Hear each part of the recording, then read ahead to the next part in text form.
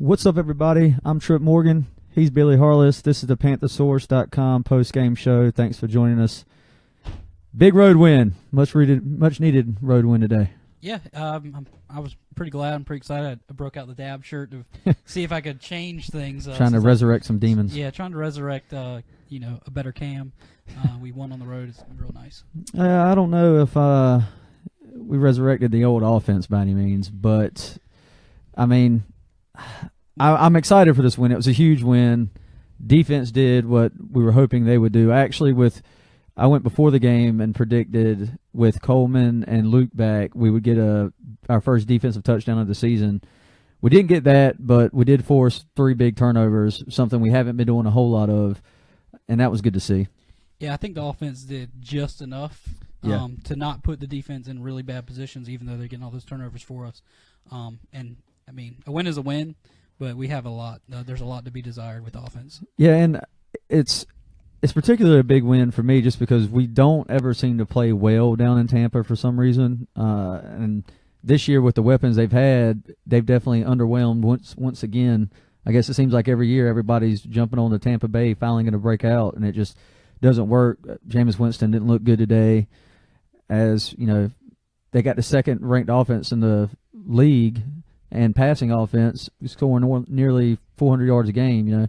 But their defense has been terrible, and they've been playing behind a lot. They've been trying to keep up with teams, and that's kind of what was disappointing for me was that the Panthers weren't able to move the ball as well as this is one of those games where I was hoping after the last 2, the Panthers' offense would be able to find a rhythm, and it seemed like they did on that touchdown drive early at the end of the first quarter. They had a great rhythm. There was good play calls going, and then after that, it just kind of that was really the only good drive of the game, in my opinion. I mean, yeah, they did get the field goal to end the first half. Didn't have to go real far there and had somewhat rhythm. But overall, I mean, we got a lot of kinks to work out. You're not going to be able to do that on the road in a wild card playoff game or something against better teams is my point, I guess. Especially with the way the Saints are playing. They're looking good right now, too. So yeah, I definitely agree. There's a lot to be desired from the offense. It was good to have Coleman and Luke back, 2 great leaders on the field. And our defense has always been the part of the team that will bail us out. And today they did what they needed to do, and the offense took care of the ball just enough for us to get the win. Yeah, definitely the defense definitely did their job. You can't complain there. Once again, held a individual rusher for under 100 yards. I think they're the only team left this season that has done that defensively. Doug Martin, 18 carries, 71 yards. Jameis Winston had 13 yards on a couple scrambles.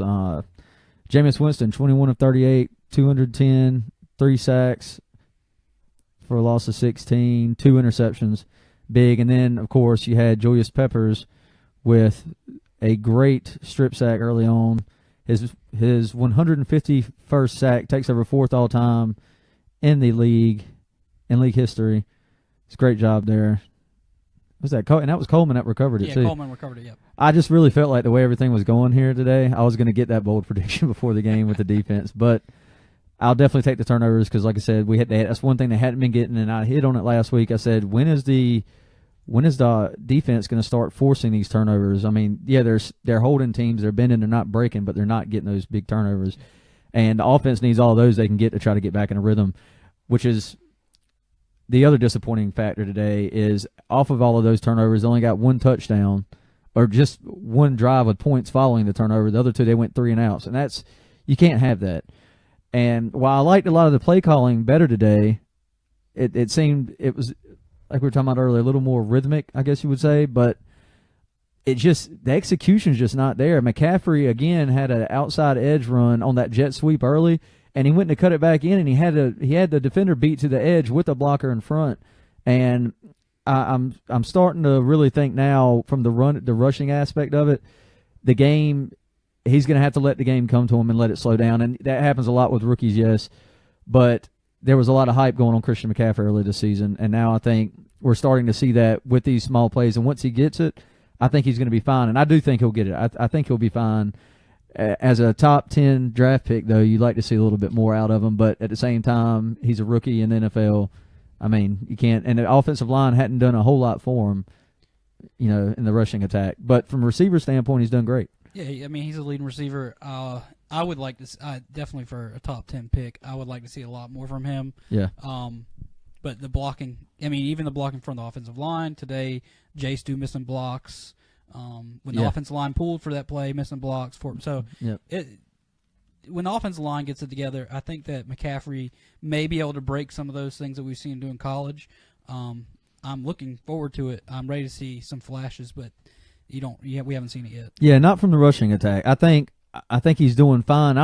He's not a bust. I'm not saying he's a bust by any means, and I've seen a lot of people throw that out there. He's on pace to be one of the top reception leaders this year in the NFL.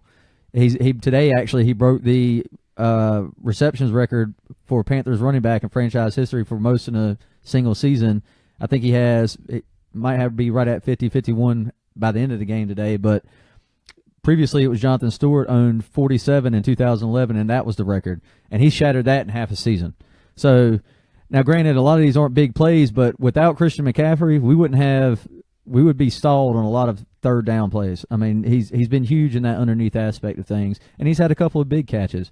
He hasn't really gotten the space and the yak that we wanted to see, but I think he's going to be fine. And that's what I want to see the most. The yak. You get him for the playmaking ability. Yeah, he's a shifty runner, but he just gets bottled up, and he doesn't make the decision to stay outside when he has somebody beat.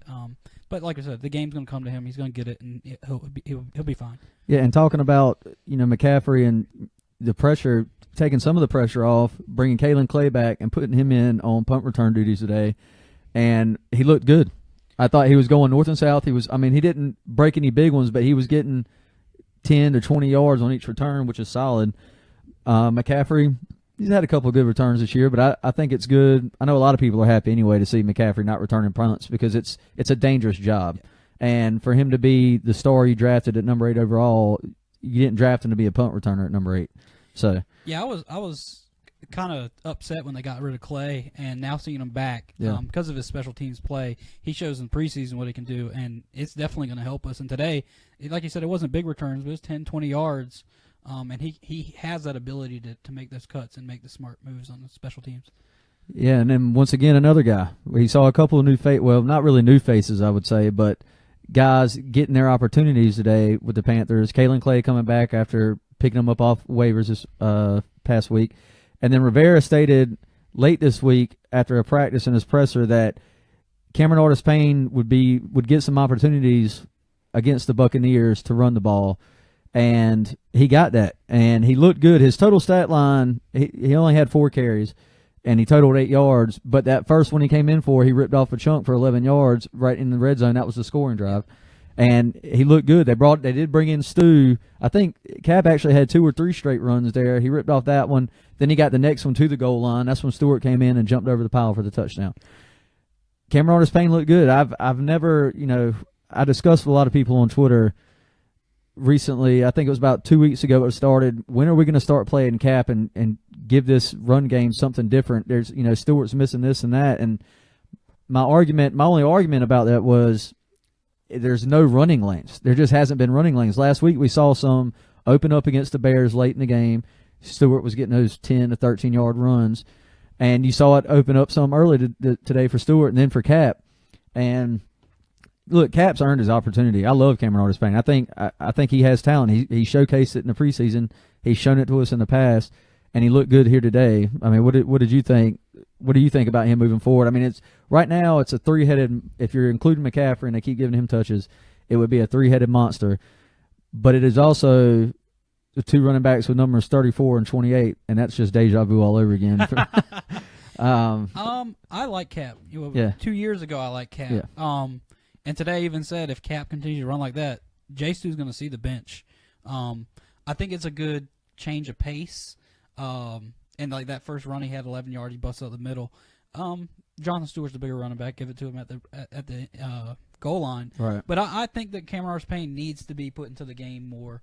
And we've had the multiple running backs forever.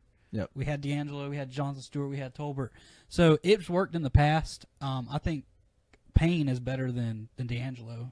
You think? At some points, yes. Okay. And I think if you add him into it would be a good mix, and maybe it puts pressure on Jonathan Stewart to get stuff together. Yeah.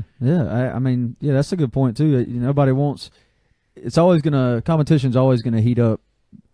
Players at the same position. They're always going to outdo the other, and competition is always a great thing at a position. Yeah, because I don't believe that there's a competition between him and McCaffrey. They're two different players. McCaffrey's going to be in the slot. He's not always going to be in the backfield, but Payne's going to be in the backfield, and he's going to take those touches, and competition will be a good thing. Yeah, and look, Payne, like I said, McCaffrey is more the scat back guy, your third down back, yada, yada. Payne is more of that Jonathan Stewart type runner, but he's got the burst and the cut back, the quick cuts back that Stewart doesn't necessarily have all the time now. And I still think Stewart's a great rusher. I mean, I said that before the season. I know you were saying you think his time's coming to an end, and it definitely is. I mean, he hit the 30-year mark. So his time is coming to an end, and that's why I'd like to see a guy like Cameron Artis-Payne get his opportunities and get some rhythm. But speaking of that rhythm, and we've talked about this on the show before too, is when you start giving the ball to so many people in the backfield, it takes momentum away from one back. If it's working, it worked today. I mean, we had 100 yards total on the ground. Cam Newton was still our leading rusher, though. It's not something you want to see. But, had some short fields. They did pass the ball on the drive, the last touchdown drive. He hit KB for that big touchdown pass. So that kind of takes away from opportunities there. 31 total rushes. The ground game still just got a lot of work to do. And when you're handing it off to that many different people, it's going to be hard for one of them to get a rhythm. And I don't know, it's just a hard thing to balance. And I wouldn't want to be the guy trying to do it right now, with Mike Shula, Ron Rivera, anybody. I wouldn't want to be any of them. But when you're not getting but so much from your offensive line, it's hard to argue that point, It's hard to hit at home. Yeah, it definitely, the offensive line is a huge issue, but like I said at the beginning of the year, I thought that Jonathan Stewart's washed. So the offensive line's bad, but his stats are not good. Yeah. So put some pressure on him. Let's figure out what does work for the running game. And today it seemed to work when we put Cap in just for a little bit in the red zone. Yep. Corey Davis commenting, big difference with Kuechly and Coleman on the field. Absolutely. That's always going to be a big difference. CMC, Kenyon Stanley. CMC is the outlet we've needed for some time. I agree. We always talked about Cam dumping off, hitting his check downs, but he's never had a true guy to check down to or threat coming out of the backfield that he can get those quick passes out to. Devon Jones, Cap needs more touches. Look, I agree. I'm not against Cameron Artis-Payne getting more looks and opportunities. If he's got the hot hand like earlier today, I would have kept giving it to him and just giving him those opportunities. He ended up with only 4 carries. There was one, I think he did have a reception on a screen pass that was just going nowhere, which we've seen all year as well. But I'm not against that. Corey Davis, O-line has got to make the running lanes come available. Yep. Been preaching that every week, it seems. Sean Gilly, Pep is the best end in the NFL. Yeah. Did you see, I posted this, NFL.com analyst put an article up because the trade deadline's coming up, and he put up that he had a bunch of teams. He may have done all 32, I don't know. But for the Panthers, he said the Panthers should trade Julius Peppers to the New England Patriots for a 2018 7th-round pick. And he literally said this in the article. He said, this is probably a deal Bill Belichick wouldn't pass on. No shit. Who the hell would pass on that deal if the Panthers said, hey, we got Julius Peppers, somebody give us a 7th-round pick? Look, I get the guy's 37 years old, but he's one of the top sack leaders right now in the NFL. Not even just career-wise, but this season. He's got 7.5 on the season, which puts him on pace for 17, 18 this year, which is probably not realistic in the end of the year. But right now, that's what he's doing, and he's been a force. He's constantly getting pressure. That was just insane to me. I don't know. I thought it was kind of ridiculous.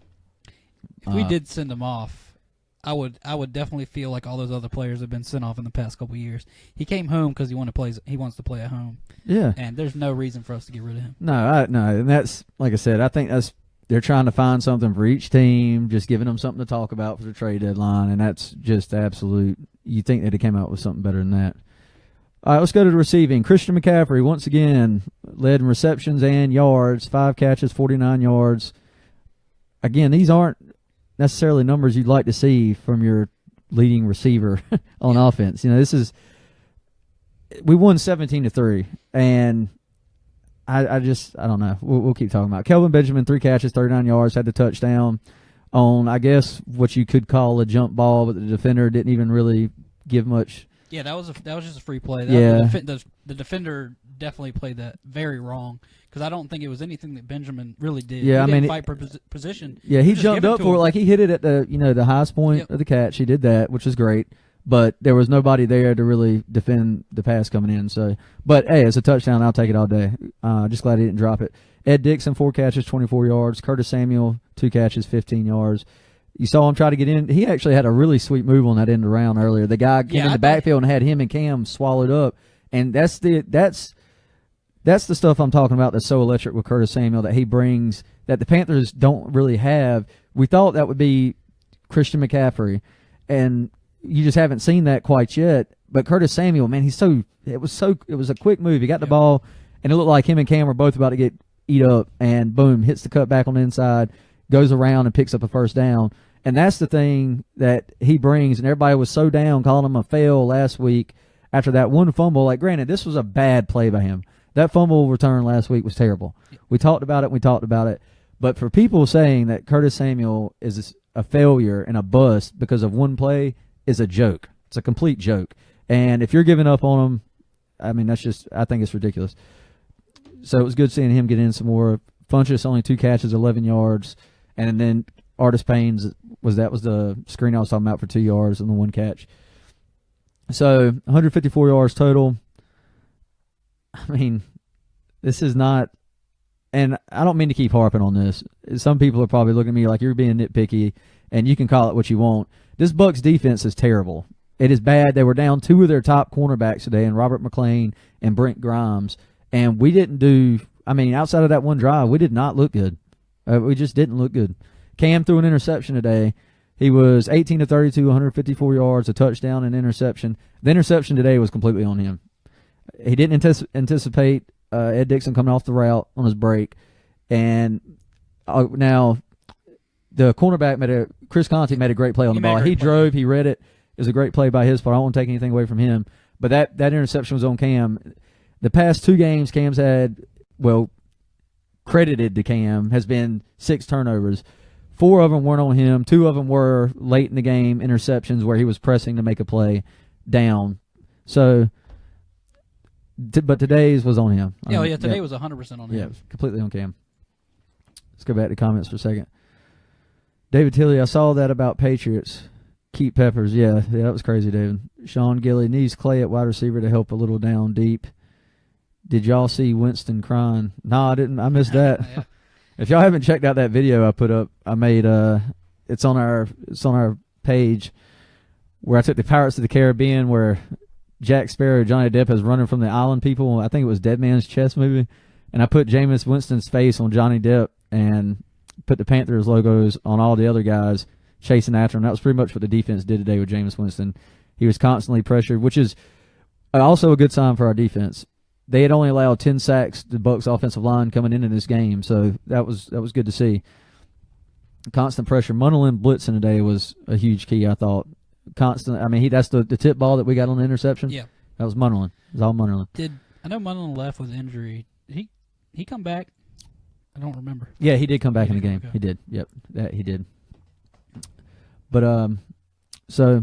Yeah, guys, just like I said earlier, this is I'm Tripp. This is Billy. If you're new, this is Panther Source Postgame Show. We get up here, we talk about the game, we break down some stats, what we saw. We like to hear what y'all saw, so get in the comments, talk to us, let us know what you saw. Heck, I mean, there's a lot to discuss after every game. We might miss something that you saw that might be big, and if you want to comment on something we've been talking about, just jump in there. Let's talk about it.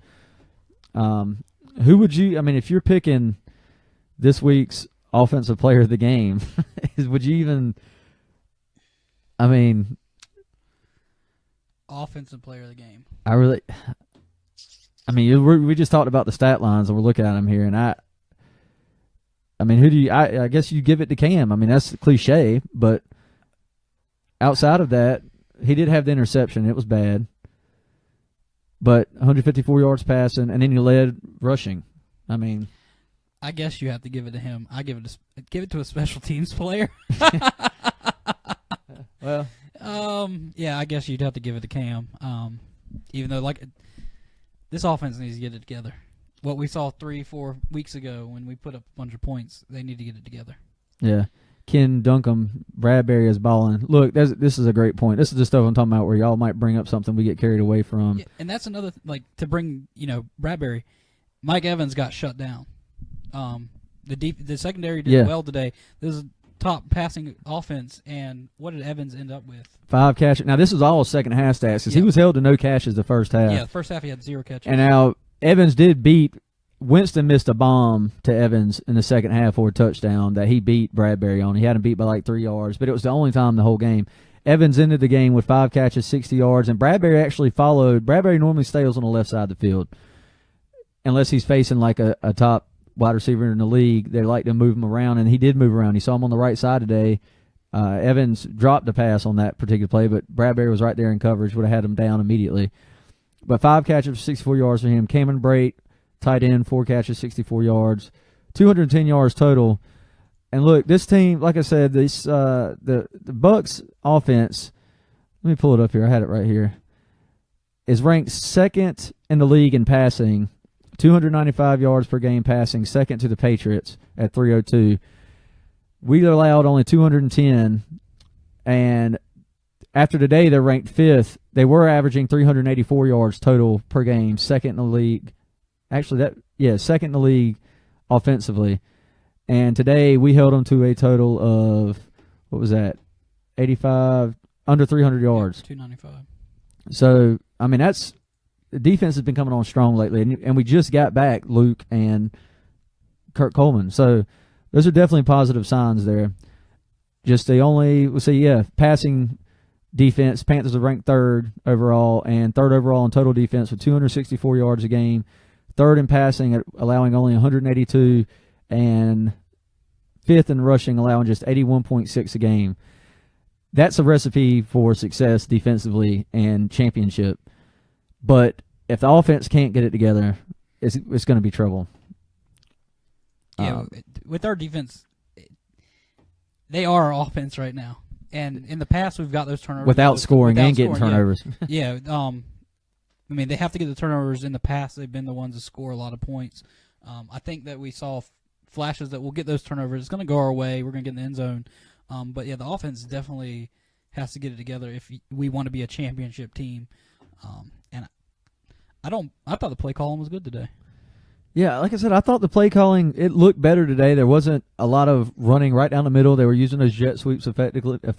I thought the read option, they weren't picking up big gains, but they were moving the ball and methodically like the Panthers like to do. They like to be dominant, control the time of possession, which we talked about. They had 30, they're second in the league in time of possession. Panthers had 32 today.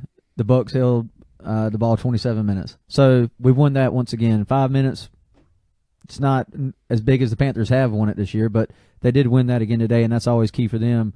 If they can get the defense and just run the ball effectively, if they can get the run game going, I mean, it was good to see the play action being used effectively today. Like he went constantly back into the heavy jumbo, hard play action sale on a 3rd and 1.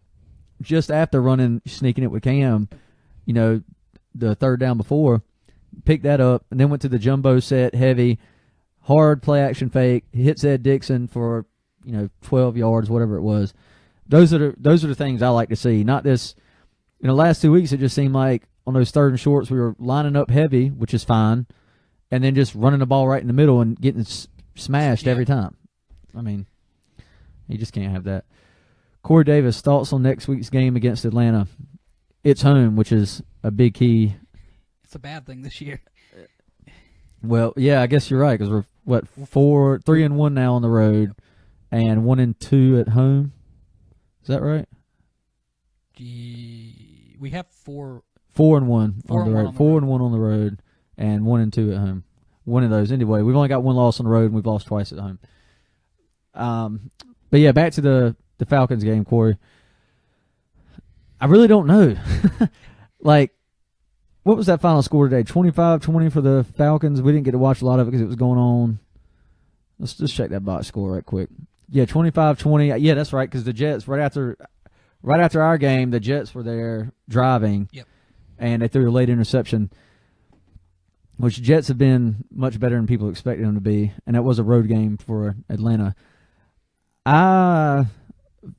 Right now, the Falcons, outside of beating the Jets, have looked bad. I mean, they got ran out of Foxborough, where, of course, the Panthers went in there and held their own offense. That was the game the offense really came alive. Yeah.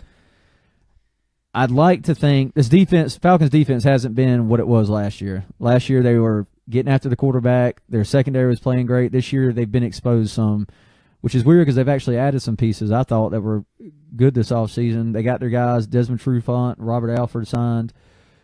They still got Vic Beasley, who led last year, but he hasn't done as much this year. I think I'm not going to predict a score or anything. I've told you I'm done. I'm done with that. I'm not going to do it. I think, the Panthers can certainly win this game. I think the biggest matchup, obviously, is going to be, once again, kind of like today, is going to be James Bradbury versus Julio Jones, and it's going to be fascinating to watch because for 2 years while Josh Norman was here, that was the matchup everybody watched. You had 2 games a year where a top cornerback and a top wide receiver went at it, and now we're running more man coverage. It's going to be interesting to see how they play them, and we're going to have to continue to get after Matt Ryan and the quarterbacks because, I mean, that's numero uno for any defense. Yeah, I mean, get to the quarterback. And if our defense plays like they played today, they let Julio Jones have a mediocre game, and the offense can put some touchdowns on the board. Yeah. I think we can. This Atlanta Falcons team is not the Atlanta Falcons team that I thought we were going to see at the beginning of the season. Yeah, well, I didn't think. Look, I've said it. The Super Bowl hangover is real whether you win or lose. It takes so much out of a team that even if you go in there and win. Unless you're Tom Brady and the Patriots. Well, I mean, they're not playing great right now. They've gotten their ass handed to them a couple times, and Tom Brady's still winning them close games, which is big. But I mean, they're not the juggernaut everybody was talking about before the season. They win at least 10 games every year for the last 12 years. Yeah, I'm not taking anything away from them. I'm just saying the Super Bowl hangover, but yes, more so for a team that loses it, is a real thing. It takes so much. You got to think these teams that are in the Super Bowl play, outside of teams that make it to the conference championship.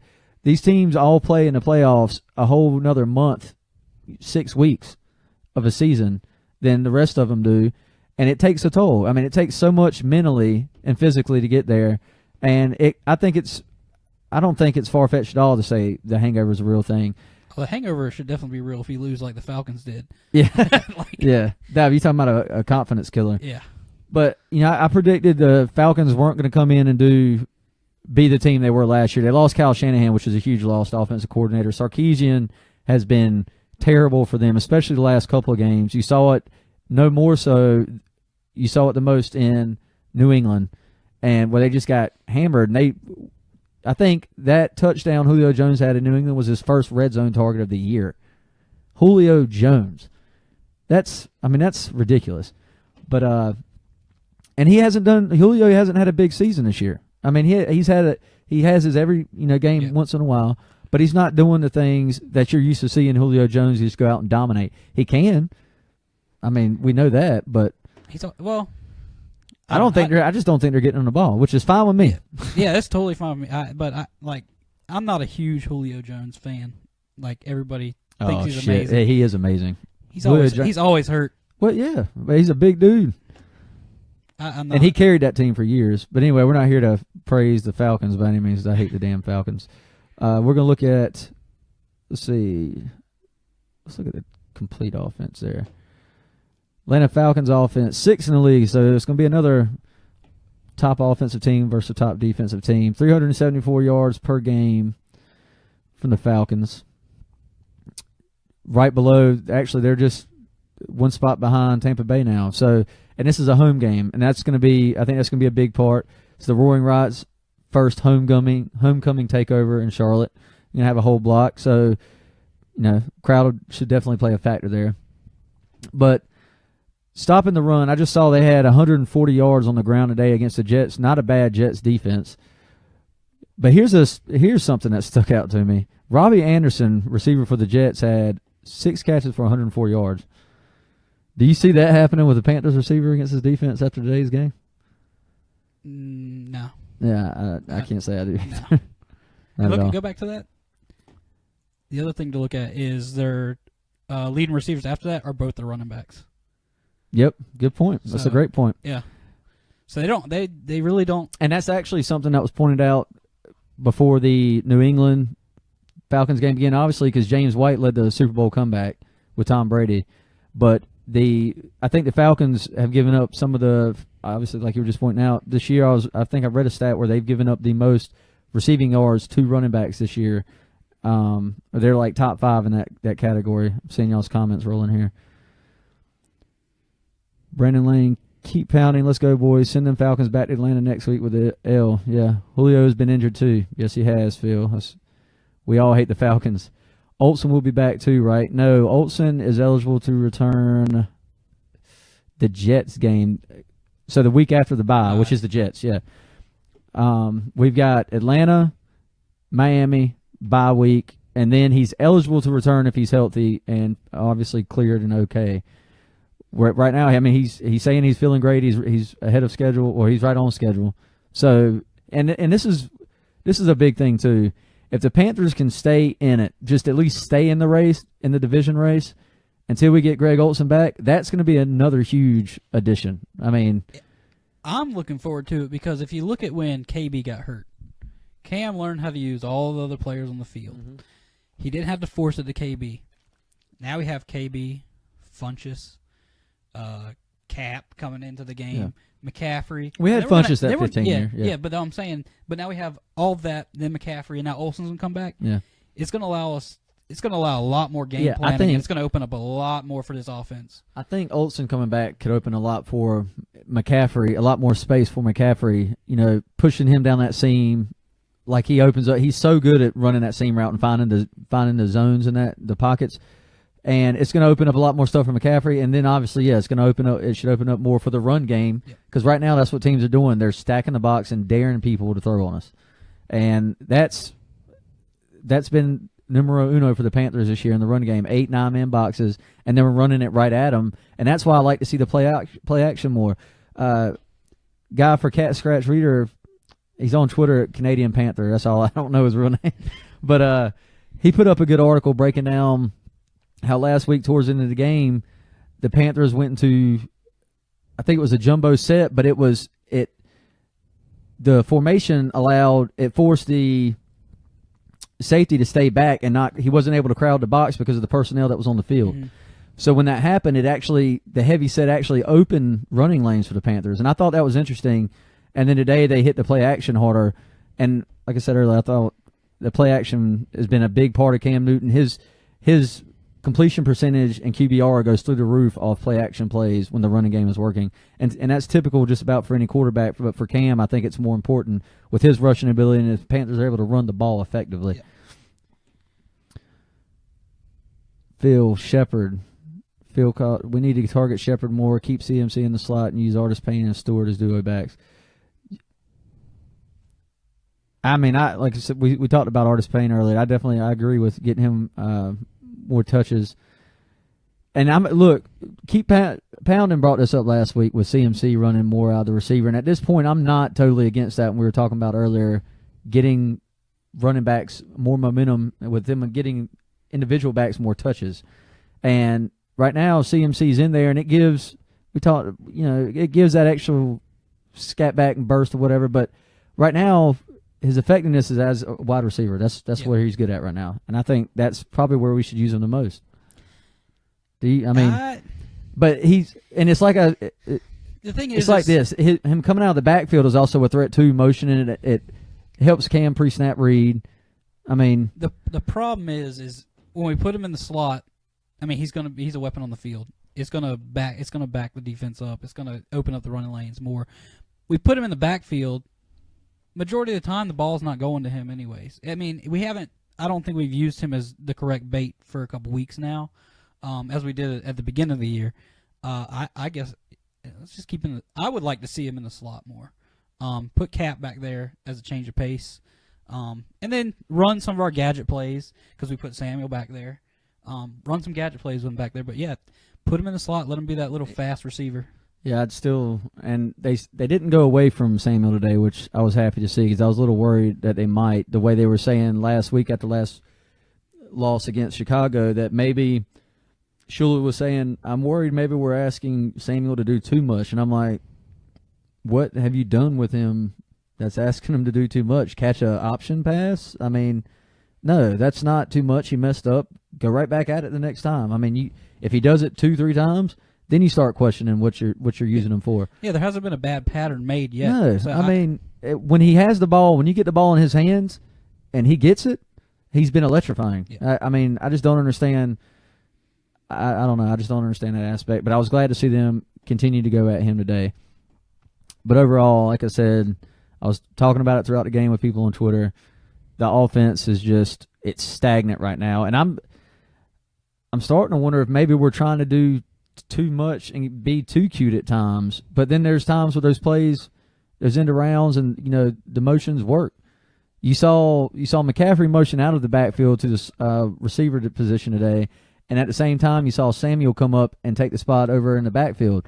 And then Samuel goes out on a little swing pass, and McCaffrey just goes up for a little screen, I guess it was supposed to be. Yeah, it got blown up. And it gets blown up, but Samuel was wide open on the right. And I don't know if these are like – it's hard to tell sometimes because Cam comes right out and throws it to one guy. So you don't know if that's the design place, just it's got to go to him, and the other one's just for, a distraction as bait. But Samuel's wide open there. I don't know. Stuff like that just kind of – it makes me think if that's the case, then we're not running it right. Yeah, and we're not reading the play. And that was exactly what I thought, and I didn't say it out loud when we were watching the game, but I was like, that was before the snap. They got the line of scrimmage. He already knew who he was throwing to, and Cam does that down the field a lot. He already knows who he's going to throw it to, and that's where most of his interceptions come from. Yeah, and they, the broadcasters talked today. I remember there was a Devin Funchess was 1-on-1 down the middle on a deep play, and Cam took that shot on like a 3rd and 6. And McCaffrey was lined up with a linebacker. I think it was Levante David running an out of the backfield, and he probably could have picked up the first down. The broadcaster was like, you've got to take that move to chains. And I understand that. But when Devin Funchess is 1-on-1, Cam just missed the pass. Otherwise, I think Funchess catches it. I mean, but a big play like that completely changes the momentum of a ball game. And I saw Corey Davis got up here and talked about that Samuel drop pass over the middle, which, yes, and I agreed, and we said it at the same time, Corey, that that's a pass Samuel should have to make. I mean, a catch Samuel has to make. And I completely agree with that. Now, the defender did have good coverage on it, and I initially thought he batted the ball away. And then the replay showed that when he cut in front, he missed it, but the ball did hit Samuel in the hands. But that's a tougher catch. But, yes, he should have had it. But I don't think stuff like that, I mean, I see KB drop balls all the time that he should catch, and he's 6'5", 240. And don't get me started on him again because he did that mess again today. I agree with the broadcasters. This is a grinded-out offense, and we need to move the chains. But Cam has missed that check down a lot. He hasn't missed it. He's read them plenty of times and then made a bad throw. Yeah. But I'm not going to sit here and say get the first down there if you have Devin Funchess. If he makes that pass correctly, we're probably talking about a whole different ball game here. And if you're, those are the type plays that we sit here and dissect and say, what's happened to these big plays? What's happened to these big plays? Well, clearly we don't have the wherewithal. That's a joke. But when you have a guy like Funchess 1-on-1, I think you have to take advantage of it over a smaller cornerback. When he's 1-on-1, there's no safety over the top there to help you. You have to take that 1-on-1. If he hits it, it's a big play. I'm not saying you take it every time, but at that time we were up considerably, and I think it's fine to take that shot there the way the defense has been playing, because if you hit, I mean, that momentum, it changes the offense's, whole demeanor. Yeah. Now, earlier in the game, there was one when we were only up 10-3, where he took the deep shot down the field on 3rd down, and I was not happy with it. Yeah. So I think it's all situational for me. We took deep shots when we played the Eagles. Yeah. I mean, that was Mike Shula's point to that was, and I went back and watched this specifically for that reason, is he said they had no safeties over top, And they didn't. I went back and watched it, and they were running 4 guys man on everybody, and that's why they took those shots. And then there was the Christian McCaffrey wheel route that was open earlier in the game, and they wanted to go back to it. And they tried it, and it wasn't there that time, obviously. But there was no safety, and he wanted to take those one-on-one shots and felt like it was the great time in the game to do it. On that drive, I don't necessarily agree that you take 3 straight shots. I don't care if they have it there. You have to get a first down at some point. You're down, not up 2 possessions like we were today. And I just don't feel that those long plays ever go our way. They haven't this year. Yeah, it seems that way. Back in 2015, they were working great, like I said. And I think a big part of that is we're missing Greg Olsen. I hope that when he gets back and hopefully he comes back healthy and he stays healthy and we're still in the race fighting for – because we got the Saints after Olsen would come back. And that's going to be big. Obviously, next week at Atlanta is huge. And then we go to Miami, and you'd like to think we'd win that game. Who knows? I mean, we did go up there and get shellacked by the Bears defense. So we'll see. Chuck Bennett, we drop 3 straight third downs in third quarter, didn't complete 1. Oh, we went deep 3 straight third downs in third quarter, didn't complete 1. Yeah. It's just, it hasn't been there. I'd like to see. I don't know. I'm gonna go back and watch tape. Samuel, I just feel like Samuel should be burning guys, and maybe he's not getting in enough. I don't know. Miami is a home game. We don't go to Miami. Yeah, that's correct. Yep. But I don't know. Just like I said, Atlanta this week, Miami, then the bye. If we can win these next 2 games, it's obviously the biggest one being Atlanta, and getting to the bye. That's going to be huge. Yep. Getting to the bye at what would that be? 7-3. 7-3. That would be big, and then you're right there with New Orleans, and I think they have. I was really hoping the Bears defense would show up against them today, and they actually had a chance late, but you put it in the hands of a rookie quarterback, Mitch Trubisky, and it's not going to end well. Let's see, they actually have the Bucs next at home. They got a good defense. And then they got the Bills in New York. And that's going to be a big matchup for them. Redskins, their defense isn't playing bad. That's at home. The home games are the big keys for the Saints. Obviously, they play faster on their turf, and we have to go to New Orleans December 3rd, which that's always going to be a tough win. I mean, so get to the bye week at 7-3. I think we make it okay. Defensive player of the game. Who are you gonna go with? Oh, Pep's moved up. I got to go Julius Peppers. You got Julius Peppers. It was nice to see Luke back with the interception. Luke came back with interception. It was great seeing him back. Him and Coleman both led the team in tackles today, which on their first game back, which is big. I think Coleman could have played last week, but the Panthers were probably thinking they could come away with a win without him, and their defense showed they could have. Unfortunately, the offense hurt themselves again. Today, we didn't do that. We didn't have the costly turnovers, dropping pitches and catching a ball and throwing it to a defender for no pointless reason like Jonathan Stewart did. Like I said, we killed ourselves. I really feel like, Philadelphia won again today and is looking really good. They hold the best record in NFL, but I feel like we could have beat them that Thursday night, but we didn't. We blew it. We lost it. Bad turnovers again. So that's neither here nor there at this point, I guess. Their Eagles offense is they look good right now. Ridiculously good. They look really good, and they got a good defense. Yeah. They look really good. Carson Wentz is doing his job. He's protecting. Problem with New Orleans, Panthers lost to New Orleans and lost to a common opponent, the Bears. Yeah. Actually, the Panthers are the only team in NFC South to lose to the Bears this season.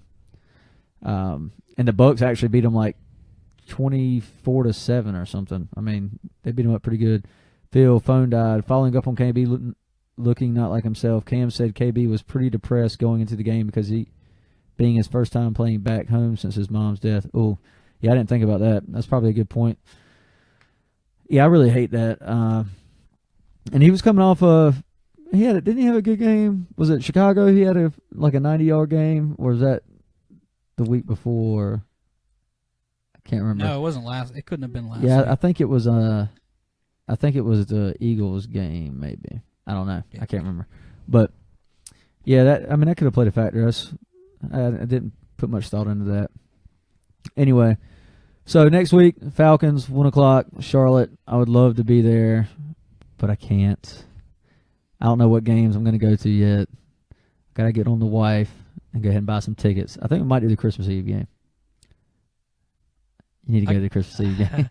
I can cheap. have some conversations and maybe go. Yeah. Anyway, all right, guys. If that's it from y'all, we're going to get out of here and go catch this late game. Dawn said she will be there. See?